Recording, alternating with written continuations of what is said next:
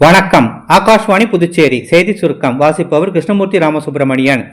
டெல்லி செங்கோட்டையில் இன்று காலை நடைபெற்ற சுதந்திர தின விழாவில் பிரதமர் திரு நரேந்திர மோடி தேசிய கொடியை ஏற்றி வைத்து சுதந்திர தின உரையாற்றினார்.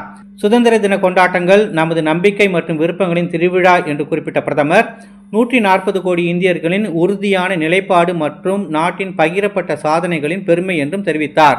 மகான் ஸ்ரீ அரவிந்தரின் பிறந்தநாளை முன்னிட்டு மத்திய உள்துறை அமைச்சர் திரு அமித்ஷா அன்னாருக்கு புகழாரம் சூட்டியுள்ளார். புதுச்சேரி கடற்கரை சாலையில் இன்று காலை நடைபெற்ற சுதந்திர தின விழாவில் முதலமைச்சர் திரு ரங்கசாமி தேசிய கொடியை ஏற்றி வைத்து சுதந்திர தின உரையாற்றினார். விழாவில் முதுநிலை காவல் கண்காணிப்பாளர் திருமதி அனிதா ராய், ஓய்வு பெற்ற காவல் கண்காணிப்பாளர் திரு வீரவல்லவன், காவல் ஆய்வாளர் திரு விஸ்வநாதன் ஆகியோருக்கு குடியரசுத் தலைவரின் காவல் பதக்கங்களை வழங்கினார்.